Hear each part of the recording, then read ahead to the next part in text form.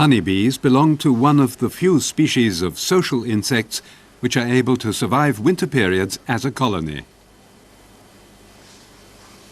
The correct management of colonies can improve the bees' chances in this struggle for survival. Management of bee colonies by annual rotation. An effective way of preventing diseases.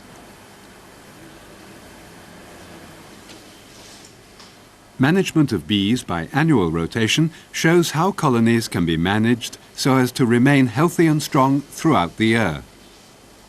These stocks have been well fed in autumn and are still in their winter sleep.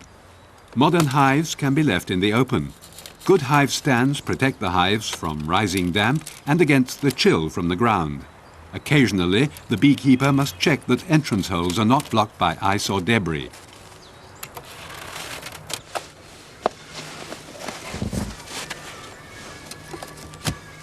Here we can see an example of the good winter cluster of a healthy, strong colony.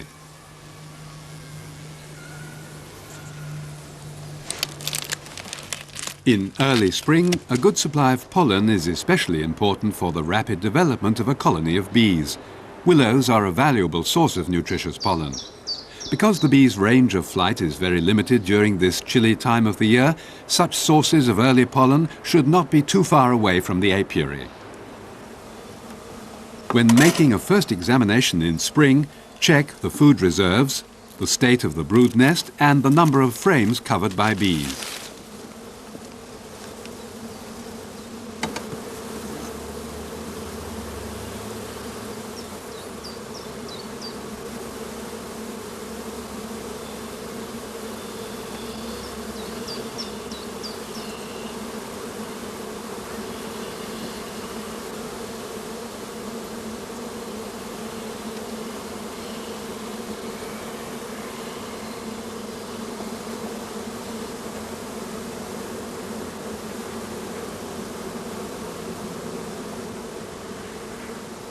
This colony fulfills all our expectations.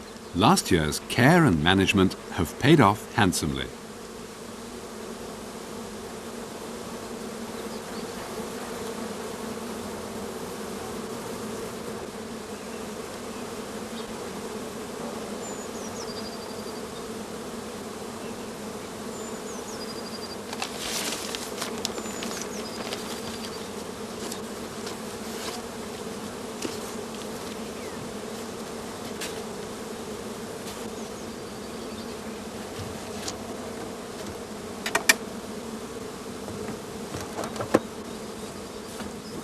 The apiary is situated near some allotment gardens. They give hives a good shelter from cold winds and provide an abundance of nectar and pollen. Here we want to demonstrate a simplified form of spring inspection.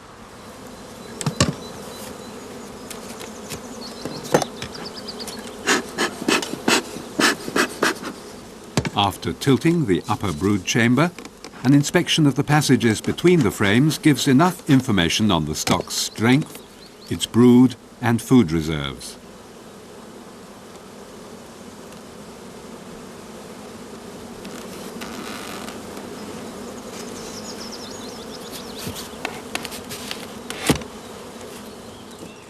Other excellent sources of pollen and nectar are fruit blossom and dandelions.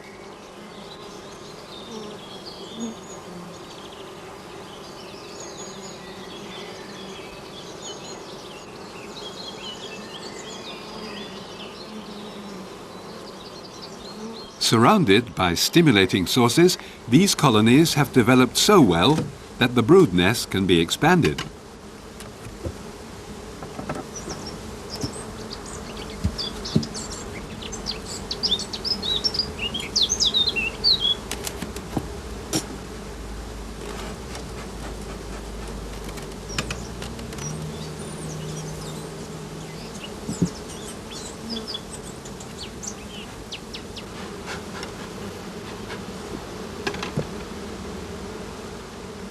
To start with, we remove the wax drawing frame already containing sealed drone brood. The comb in this varroa bait frame is cut out. It is our first step in the fight against the dreaded mite. Because varroa prefers to reproduce itself in sealed drone cells, the destruction of drone bait comb enables us to reduce the number of parasites considerably.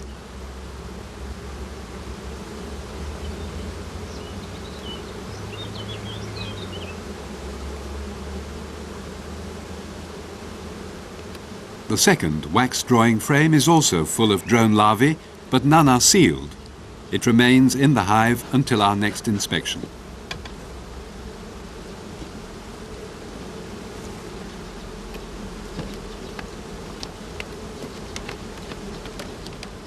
Once more, we are able to assess colony strength as we tip up the upper brood box.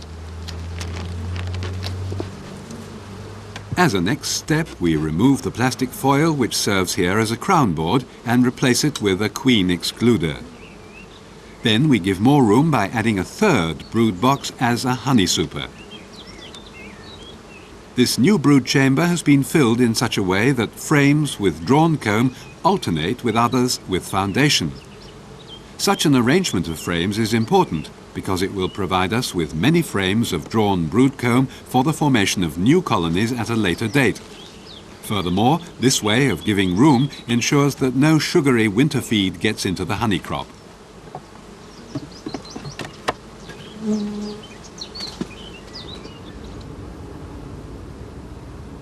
The stock has now 3 stories and is well prepared for the forthcoming nectar flows.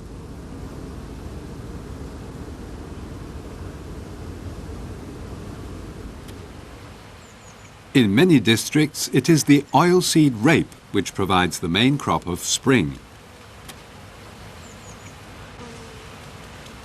Because of its rich pollen supply, the colonies can soon grow strong, and many show first signs of an inclination to swarm. This is, of course, just the right and natural moment for making increase.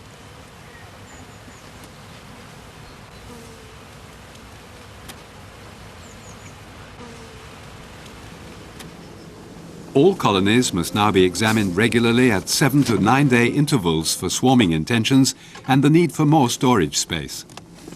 This is best done by tilting the upper brood box when swarm cells can be seen clearly after a quick glance into the gaps between the bottom bars of frames.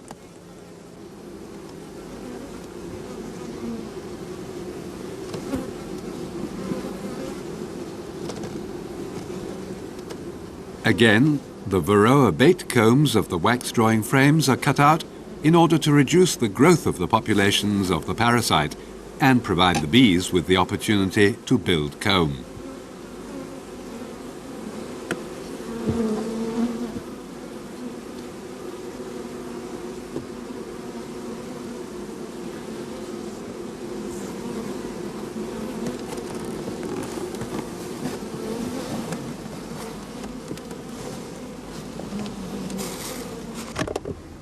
Next, we examine the supers.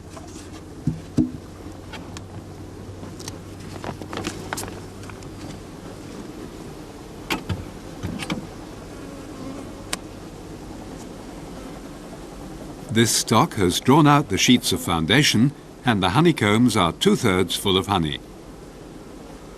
It is obvious that the colony requires more storage space. Burr comb is scraped off the top bars before the stock is given another honey super. In this second super, we repeat the arrangement of alternating drawn frames with others of foundation.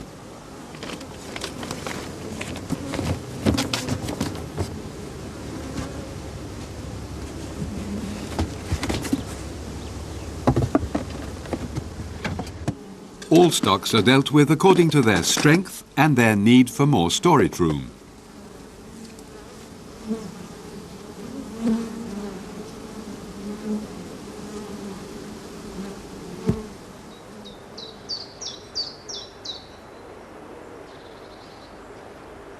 When climatic conditions are favourable in late spring, the robinia, also called false acacia, provides an important crop.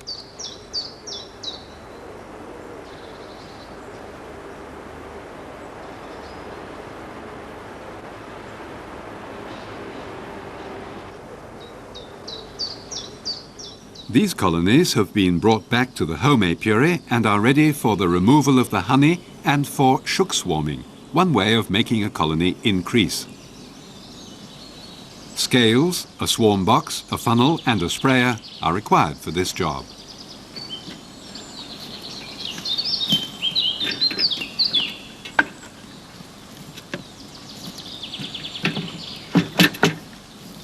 The weight of the empty swarm box is recorded first of all.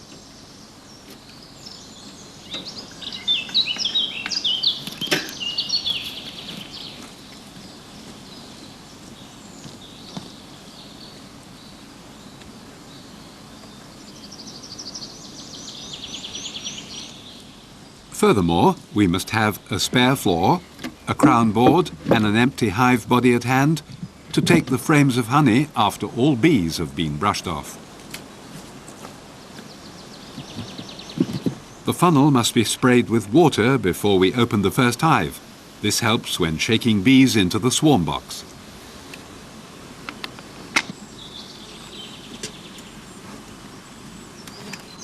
When raising the upper brood box, it is best to puff smoke into the passages between the combs. This makes many young bees leave the brood nest and flee into the honey supers.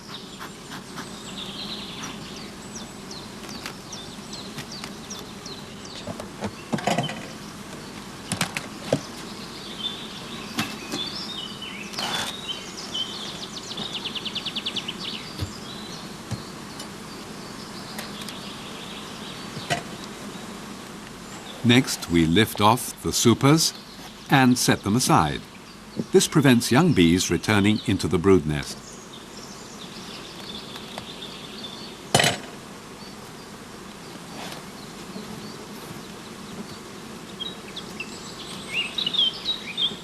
Covering the hive reduces the danger of robbing.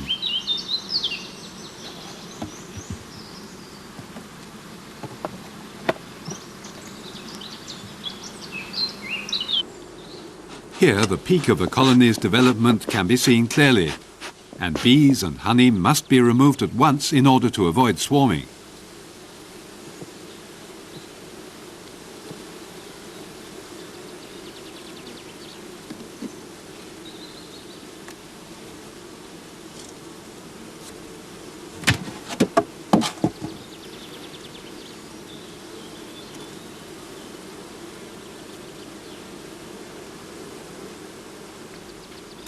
Shaken or brushed into the funnel, the bees fall into the swarm box underneath.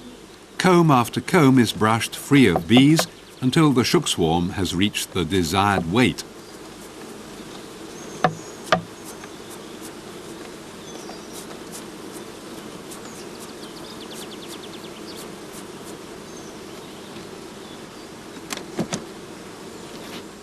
As a rule, it is possible to take one shook swarm from each colony.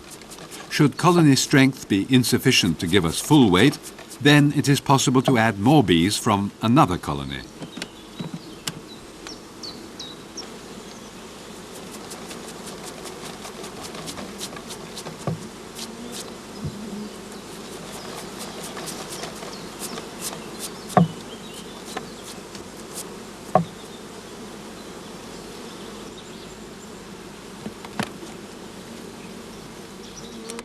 This colony was strong enough, and the mass of bees was enough to give us one shook swarm.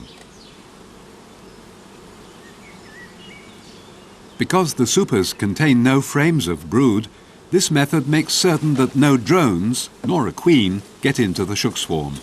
The presence of drones would cause unnecessary unrest and could lead to overheating and the death of the bees through suffocation. The swarm boxes are covered with wire gauze on two sides in order to provide good ventilation. At this time of the year, the ideal weight of a shook swarm is around 2.5 pounds of bees. After thumping the swarm box firmly on the ground, the funnel is removed and the lid is put in its place. The queenless shook swarm is now taken to an airy, shaded place.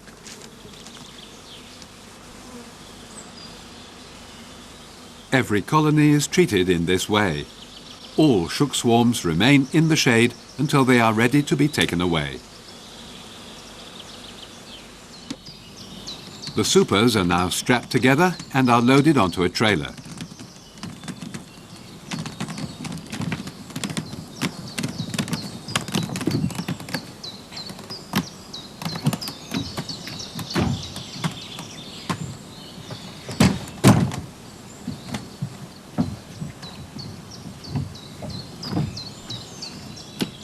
Finally, the swarm boxes with the shaken bees are put on the trailer. It is important that the swarm boxes have adequate ventilation during transport.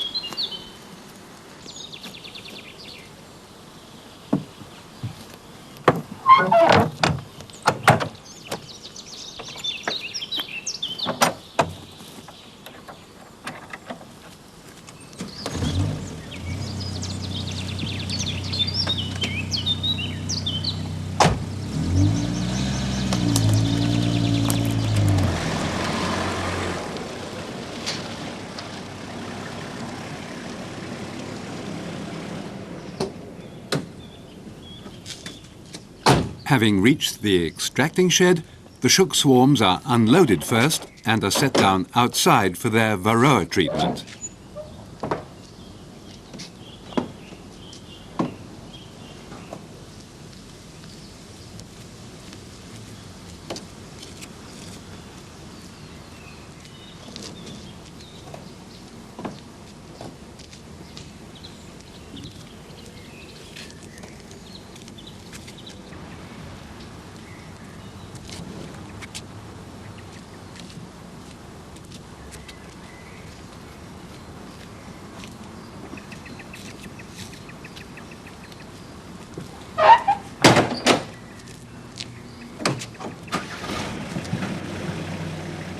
The trailer with the honey is driven into the shed for extraction.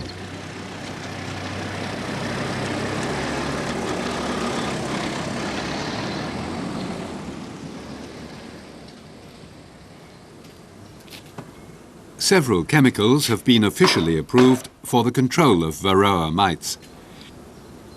Here we administer a systemically acting remedy. After all shook swarms have been treated, we turn our attention to the catching of the mated queens.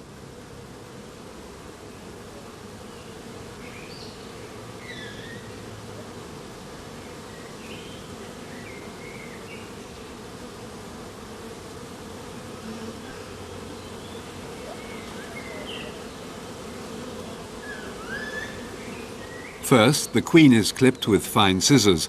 1/3 of one forewing is removed to prevent her from flying. She is then put into an introducing cage and this is closed firmly.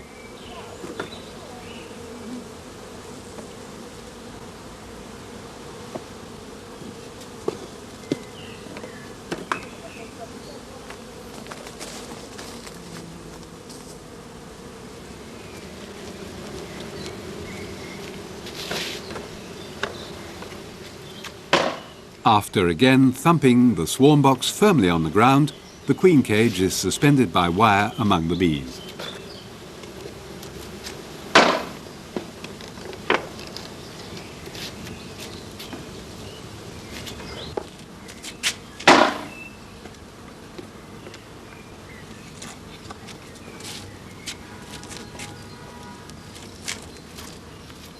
For the next 24 hours, the swarm boxes are taken to a cool room where they are put down on sheets of white paper for a simple assessment of the extent of varroa infestation.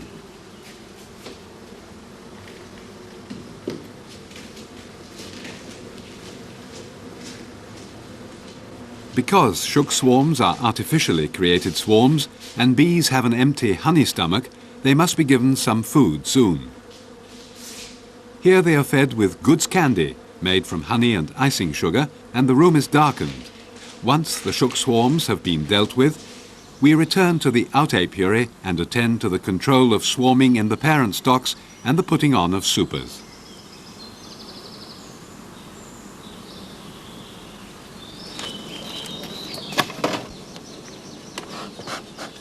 Checking for signs of imminent swarming is, again, done by looking into the passages between combs.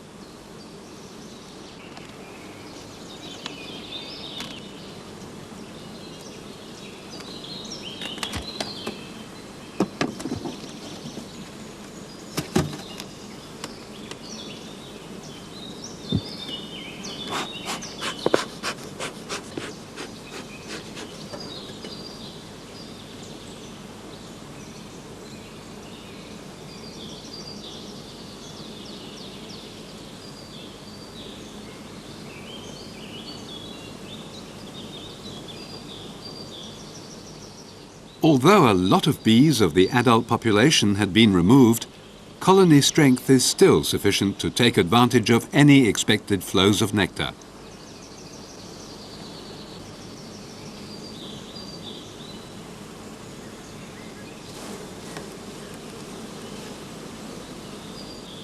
The wax-drawing combs full of sealed, varroa-infested drone brood are cut out again.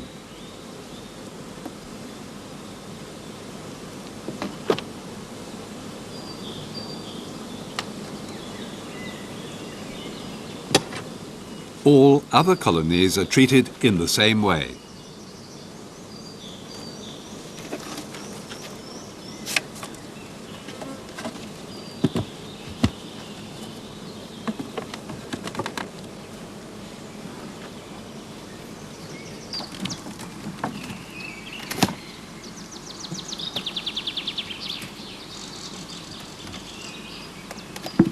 Empty honey supers are put on last.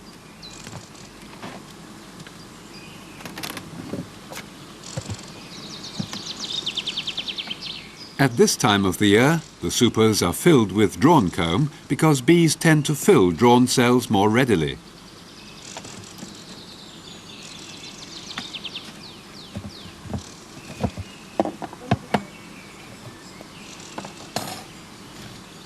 The sequence of events, which has been shown here in two stages, first the removal of a shook swarm, followed by swarm control and adding supers, can also be completed in a single operation.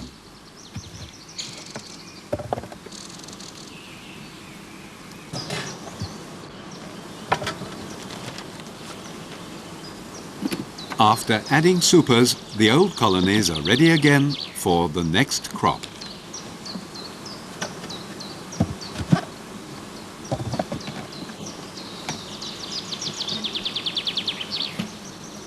The various flowers of the forest or the avenues of lime trees are suitable crops of summer.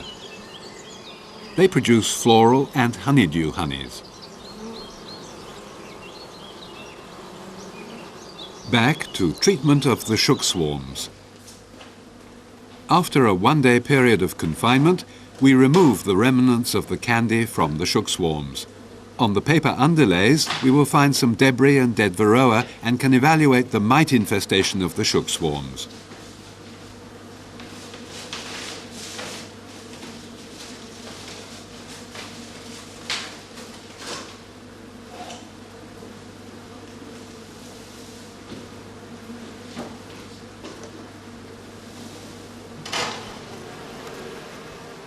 The debris consists mainly of sugar crystals and wax scales, and the oval bodies of dead varroa can easily be distinguished.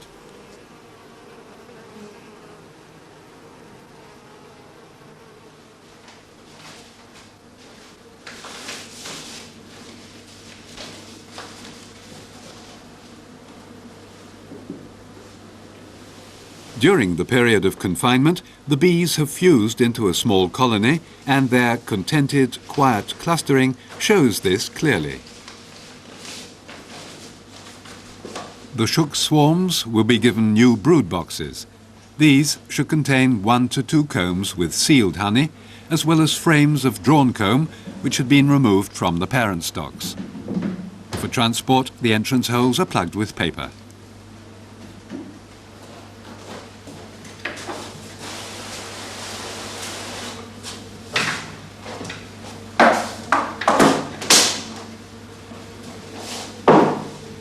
Before hiving the shook swarms, the bees in the swarm boxes are sprayed with water. This prevents their flight. At the same time, we remove the caged queen.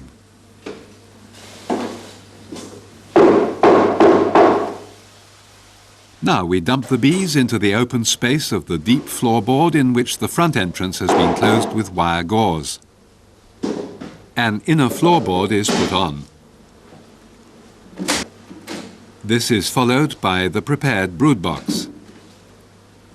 The queen cage is suspended between 2 frames, and the plastic foil and the roof are put on last of all.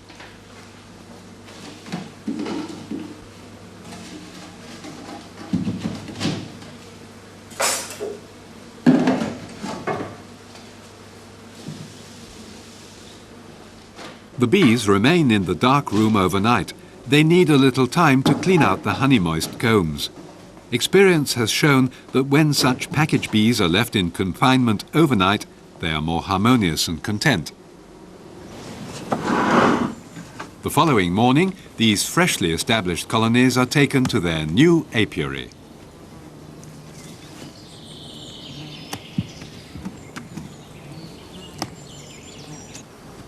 This should have been chosen to assure an ample supply of nectar and pollen for all.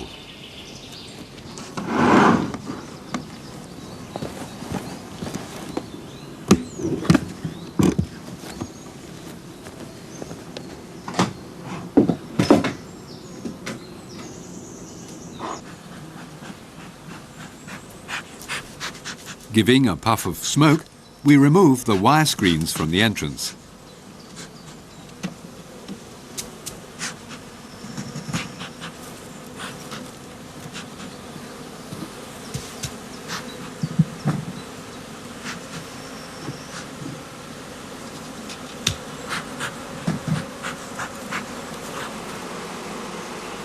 Only the small upper entrance above the deep floor is opened.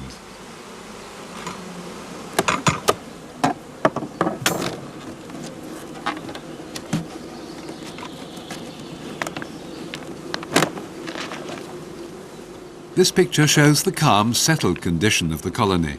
The cage with the queen is removed and is returned after the wooden plug has been replaced with one of candy. After a few hours, the bees will have opened the passage to release the queen. This slow introduction facilitates her acceptance.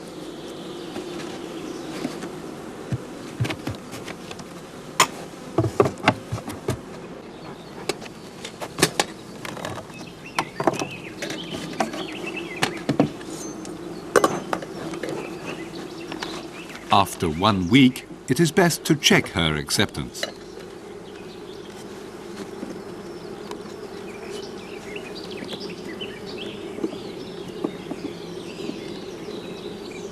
A comb is removed from the center of the hive. Here the queen has established a good, closely packed brood nest. All is well.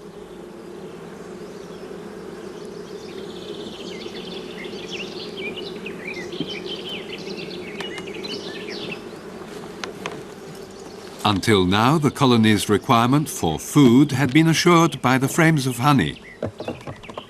To stimulate development of the brood nest, it requires a constant stream of liquid food as well as a regular supply of pollen. When the outside sources are insufficient, small helpings of food in liquid or solid form must be given. It pays us handsomely to give regular feeds of sugar syrup until the first brood emerges. All signals are now set to clear the way for a healthy and rapid development of the new colonies. They are a young queen, new combs, many young bees, a steady stream of food and a good supply of pollen. Another way of forming new young colonies is making nuclei with combs of emerging brood. The adult bees, having been brought home about 9 days previously, are queenless, and the frames by now contain only sealed brood and stores of honey.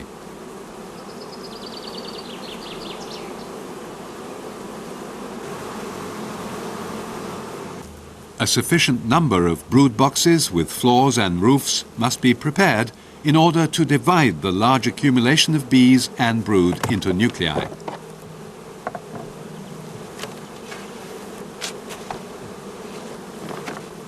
These brood chambers should contain frames in the following order: an empty drawn comb,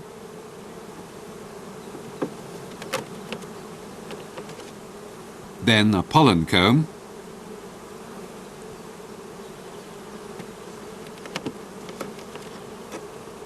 next to a comb of honey. Then we leave a gap to take the brood combs. Beyond the gap there should be 2 more frames of drawn comb and a frame feeder filled with soft candy.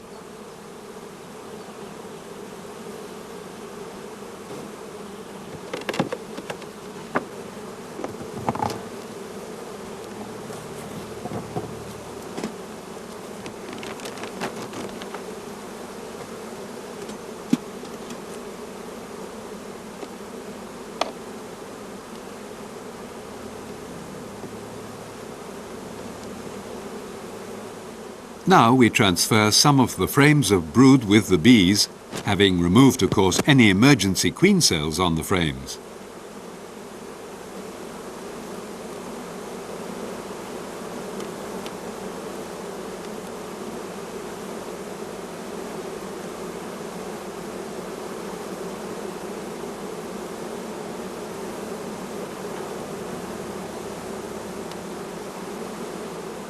Nuclei are made of different strengths depending on the time of the year, the way we requeen the stocks, and their final utilization.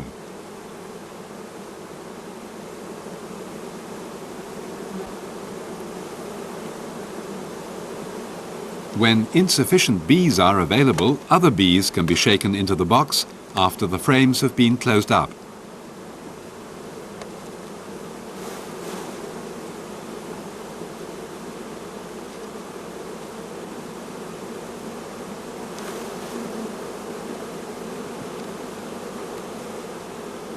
Finally, in this case, the nuclei are given a ripe queen cell each.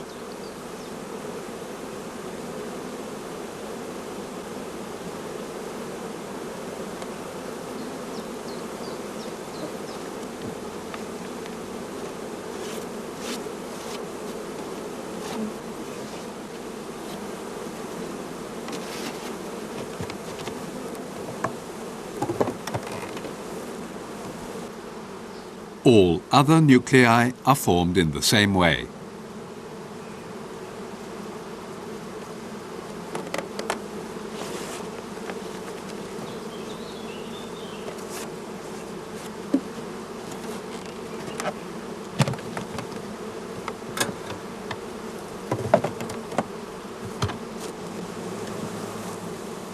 The original collection of bees and brood frames has now shrunk to a small nucleus which also needs a queen.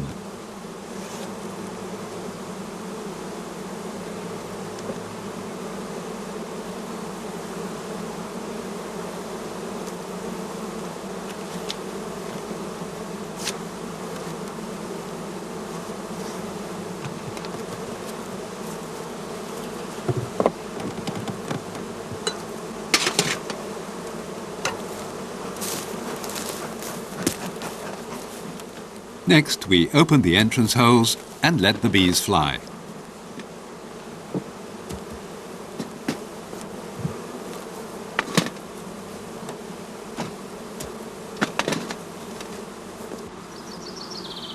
If necessary, these nuclei can be treated with an approved varroacide.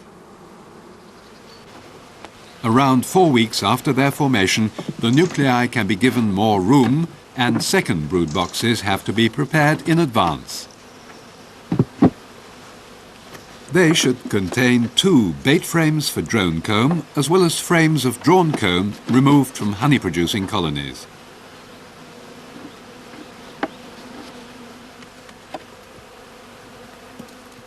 These young colonies need more room when they have at least 8 frames of brood and are full of adult bees. Nuclei which have not reached this strength before the end of July should be left in single brood boxes.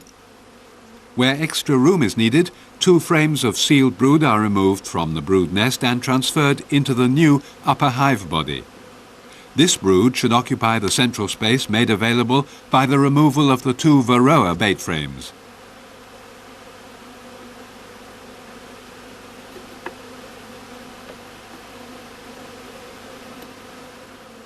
After closing the gap in the lower brood chamber, the 2 bait frames are used to fill the empty space along the outer hive wall of the lower brood box.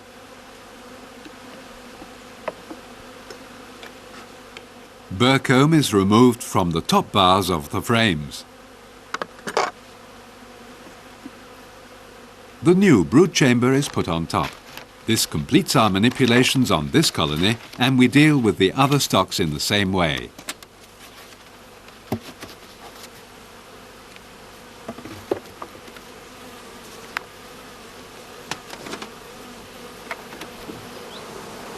The new comb now encourages the queen to expand her brood nest into the second brood chamber.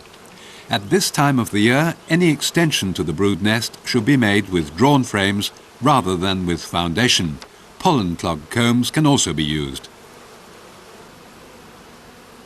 It is possible to judge colony strength and the need for expansion by the number of passages which are packed with bees and by the large patches of brood.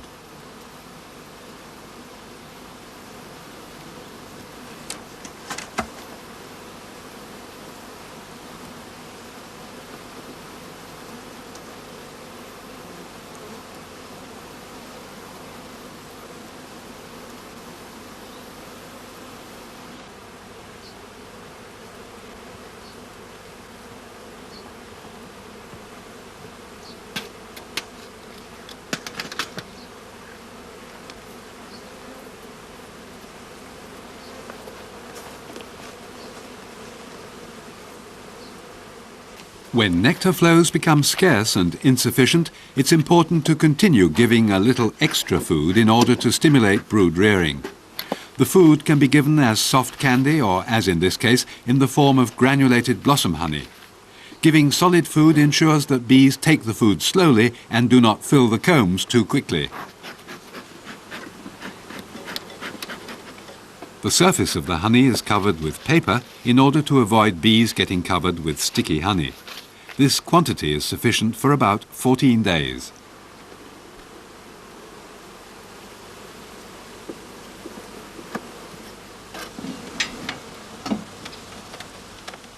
The colonies are weighed at the end of August. The weight indicates whether the stores will be sufficient for winter or if additional feeding is needed. In late autumn, any additional food should be given as concentrated sugar syrup so that it can be taken down rapidly, ripened and sealed.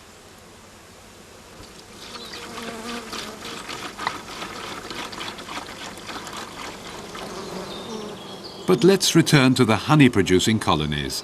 They are now on the heather moors in order to secure a last crop.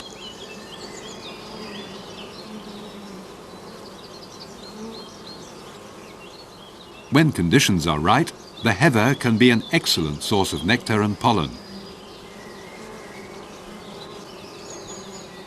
In order to secure a heather honey of low water content at this late time of the year, it's especially important that the space available for honey storage is restricted to suit the strength of the colony.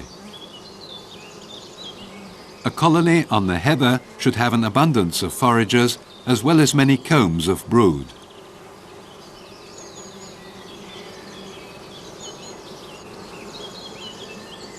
When the heather flow is over, the colonies are ready for the removal of the honey crop and their dissolution as individual colonies.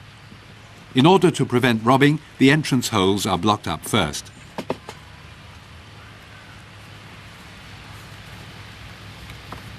Before we begin to dissolve the old honey producers, we deal with the one colony which will stay on this site in order to absorb any combs of brood which we find in the other stocks.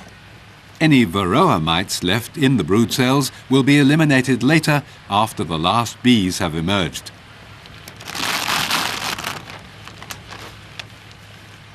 At the same time, this colony will also absorb all flying bees left behind when our work is done.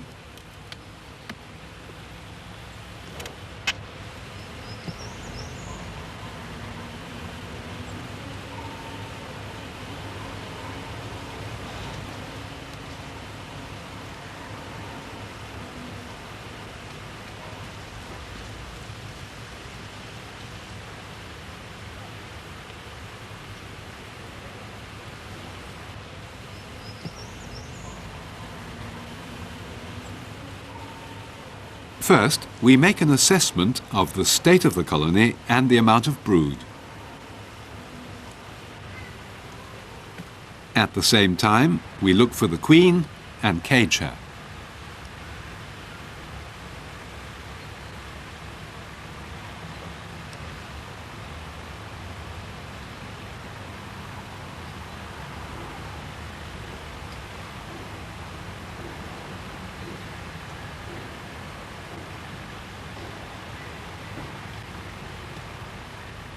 Only combs with brood are left in the lower brood chamber.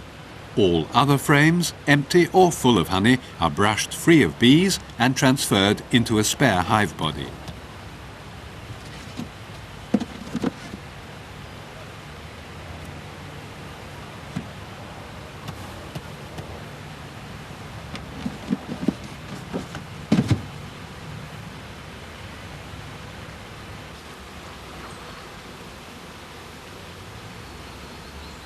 Combs with brood from the upper brood chamber are transferred to the lower one.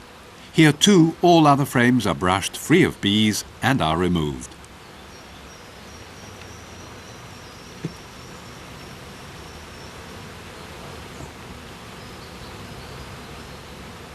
The queen cage is now suspended between two frames of brood in the lower hive body. Depending on the strain of bees and the nectar flows, the quantity of brood will vary from one stock to another. At this time of the year, most colonies have no brood at all.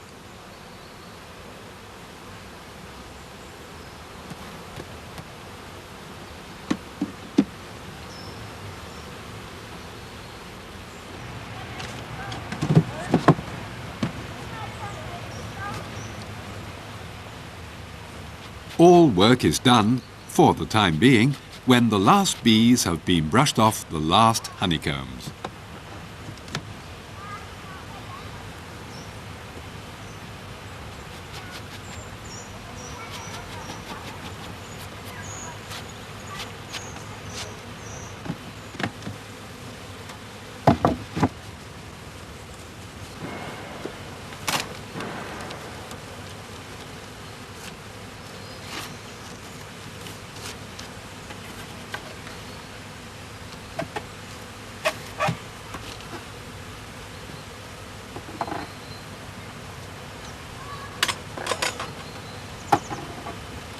All other stocks are now dissolved and the populations of bees are also turned into shook swarms. To begin with, we must cage the queens. Later, the cages will be transferred to the swarm boxes.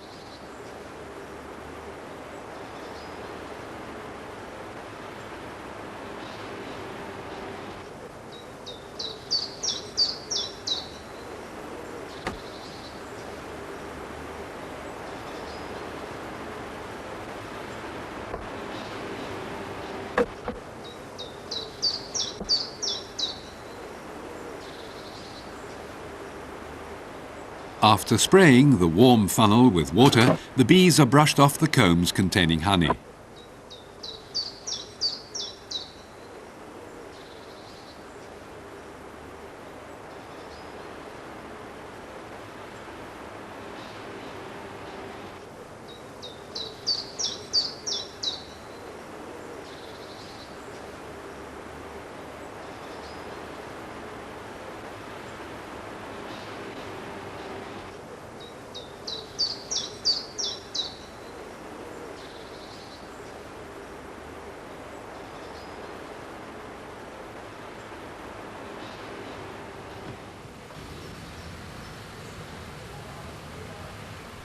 In the case of totally empty frames, the bees are shaken rather than brushed into the funnel.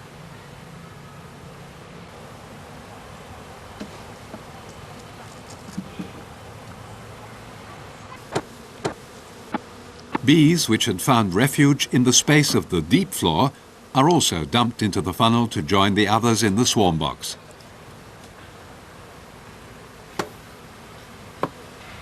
In the end, the box is bounced hard on the ground and the funnel is exchanged for a crown board.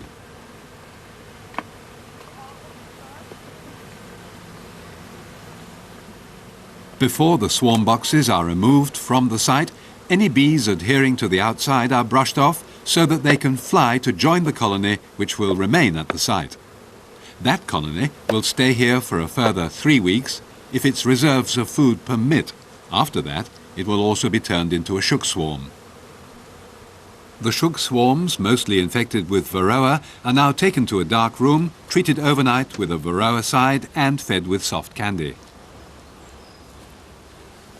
After this period of rest, each shook swarm made of these old honey-producing colonies will be united with a young colony made in early summer.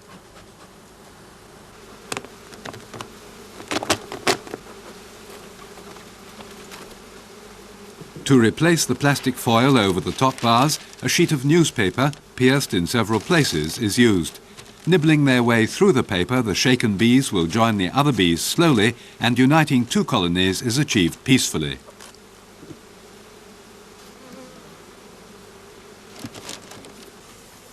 An empty brood box is now put on the top of the newspaper, and we spray water over the shook swarm to stop bees flying up.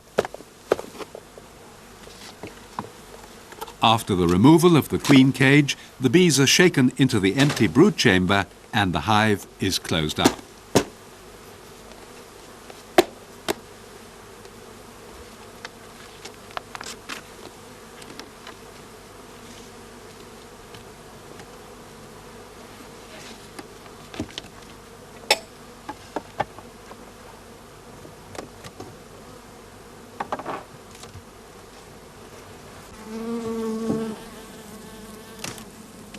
This annual or rotational rejuvenation of colonies strengthens each healthy young stock by uniting it with an old colony after this has been freed of varroa mites.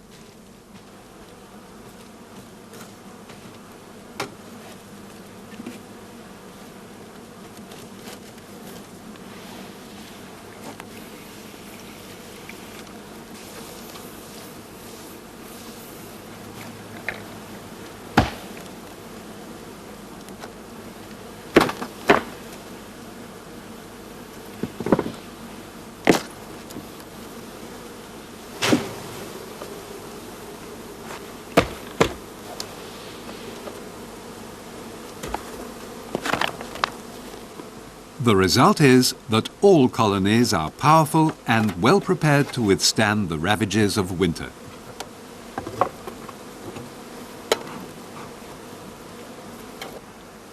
Over the following days, we remove the empty chambers and any remaining pieces of paper.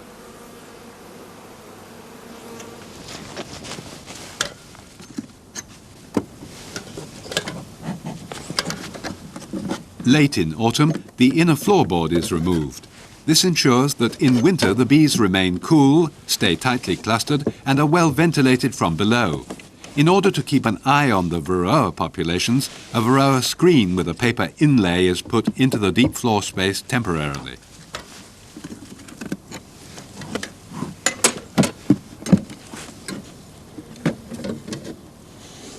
Because the colonies are now free of brood, another varroa treatment can be administered at any time. This depends very much on the initial varroa infestation and the chances of reinfection from outside sources beyond our control.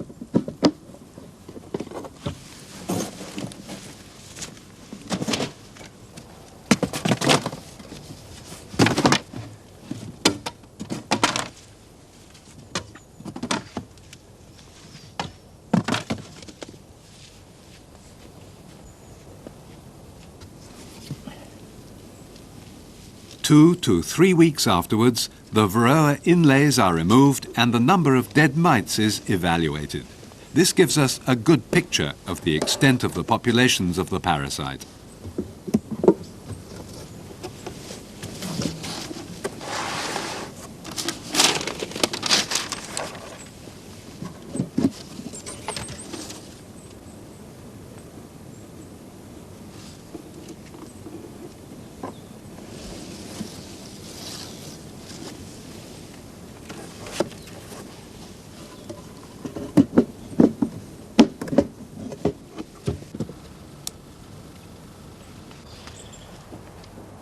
After this, the colonies are largely left alone for the rest of the winter. The annual rotation system in bee management produces strong, varroa-resistant and powerful stocks which are able to overwinter and utilize all available nectar sources for an optimum honey crop the following year.